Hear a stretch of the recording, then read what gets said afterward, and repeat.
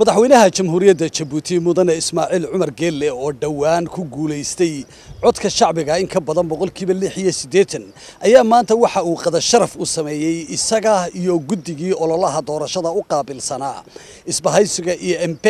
dhammaanba rag iyo dumar xubnihii ka qayb galay ololaha doorashada ama maamulayaashii ololaha doorashada ee dhammaan jamhuuriyadda Jabuuti xafladan oo ahayd xaflad aad u ballaaran ayaa waxa lagu qabtay hoteelka Kambiski ee ku yaala magaalada Jabuuti dad fara badan ayaa halkaasi ka hadlay maanta waxa kale oo madaxweynaha Ismaaciil Cumar Geelle bilad sharaf iyo guddoonsiiyay guddoomiyihii guddiga ololaha doorashada mudane Cali Geelle iyo ku xigeenkiisii mudane Yuusuf Muuse Dawaale ugu horreyn waxa goobtaasi ka hadlay guddoomiyaha guddiga ololaha doorashada u qaabilsanaa isbahaysiga MP mudane Cali Geelle waxaanu ugu horreyn hambalyo u diray shacab weynaha reer Jabuuti oo sheegay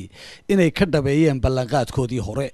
dhinaca kale waxa uu hambalyo ku wajahan guusha doorashada u diray madaxweyne Geelle guushaasi oo ku tilmaamay midhihii ka dhashay waxqabadkii xukuumadda waxa uu si gaar ah ugu mahadnaqay marwada koowaad Marwo Khadra Maxamuud Xayd oo ku tilmaamay shakhsi aan nasasho aqoon si hagar la'aan ah ugu shaqeysa dalkeeda iyo dadkeeda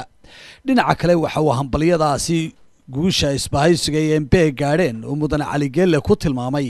inay ahayd guul u soo hoyatay shacbiga reer Jabuuti qaranka iyo waliba dimuqraadiyadda dalkan gudoomiye ku xigeenkii guddiga ololaha doorashada MP mudane Yuusuf Muuse Dawaale ayaa waxaan weydiinay bal inuu ka warramo trainkiisa waxaan yiri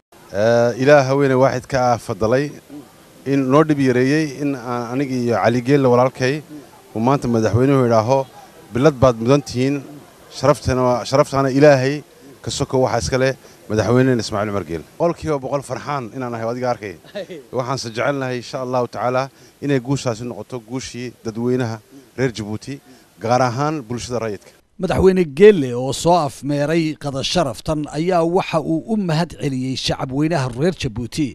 waxaanu sheegay kalsoonida shacbigu nasiiyay inaanu u qaadan doono buu yiri madaxweyne Geelle waajib qaran isla markaana waxa uu ku amray howlwadeennada dawladda in looga baahan yahay inay shaqadooda si hagar la'aan u gutaan oo ay laban waxqabadkooda dhinaca kale madaxweyne Geelle waxa uu hambalyo aad u miisaan weyn u diray dhammaanba shacbiga reer Jabuuti waxaanu ballan qaaday in aanay ka hargeli doonin horumarka nabadda kubcinta aqoonta iyo midnimada ummadda ugu dambeyn markii ay xafladaasi dhamaatay waxaanu wareysanay mas'uuliyiin ka tirsan xukuumadda oo uu ka mid yahay maarayaha guud ee dekedaha jamhuuriyadda Jabuuti mudane Abubakar Cumar Xaddi iyo waliba maareeyaha xoogga korontada ee waddankan Jabuuti mudane Jaamac Cali Geelle qurba joog iyo ganacsato iyaguna ka mid ah dadka ku nool magaalada Jabuuti ayaanu wareysanay waxaana hadaladoodii ka mid ahaa wallahi dareenka iyo shucuurtu aad buu kacsan tahay waa ilaahay mahadi guusha weyn oo maanta u soo yeetay xisbiga isbahaysiga UMP oo si weyn oo aan lahayn madmadow u badiyay iyo doorashada si wanaagsan loo abaabulay oo loo habeeyay oo si wanaagsan ugu dhacday waa ilaahay mahadi madaxweynuhu hawshii wadayna halkii buu ka sii wadi doonaa insha Allah qorshooyin badan shantiye badan baa sugaya mashaariic badan oo wali aan meesirnin marka waa wax loo baahnaa inuu 5 sano kale uu sii qabto uu sii hayo talada wadanka dareenkaygu maanta waa caali aad buu yahay waayo waxa qoorta nasiib annagu nasiib baa leenahay reer Jabuuti hadana nasiib baa leenahay nasiibkaasi waxa weeyaan madaxweyne dalkii markii horeysay wadanka inuu run ka dhigo ayuu isticmaalay iyo ayuu ku shaqeeyay madaxweynihii labada Ismaaciil Cumar Geelle min maalintuu qabtay ilaa maanta wadanka horumarintiisii unbuu dhiisha u xidhay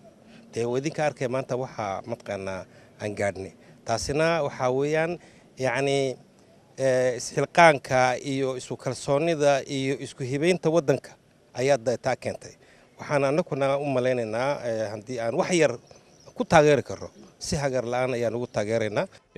indhaha la iskama qaban karo siiba qurba joogta wuxuu ugu talagalay barnaamij ballaaran inta maalgelin gelinaysa dalkooga inta wanaagsan inta wax qabsatay inuu gacmo furan ku soo dhaweeyo hadii ilaahay yiraahdo tani maanta uu guuleysto boqolkiiba 8 iyo 6 uu ku badiyay madaxweynuhu waa tul arki karo ay ummaddu u baahnayd maanta kolka la eego nimanka la tartamayay iskuma dhigmaan mashaariicda ballaadhan uu sameeyey horumarka uu dalka gaadhsiiyey waxaan leeyahay madaxweynaha hambalyaan leh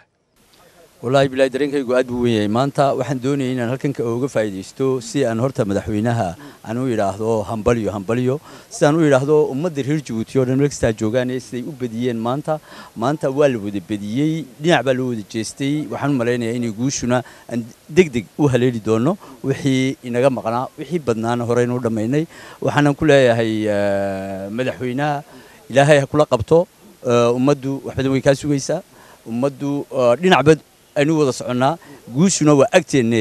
ilaahu hore haynoo helsiiyo ummadana ilaahay ha siiyo waqti ay kula shaqeeyaan madaxweynuhu wuxuu yidhi aan wada shaqo tagno marka waxaan hubaa in la wada shaqo tagi doono in la wada guuleysan doono waad mahadsantihiin Ali Axmed Raabi Cali Sayo Home Cable TV Djibouti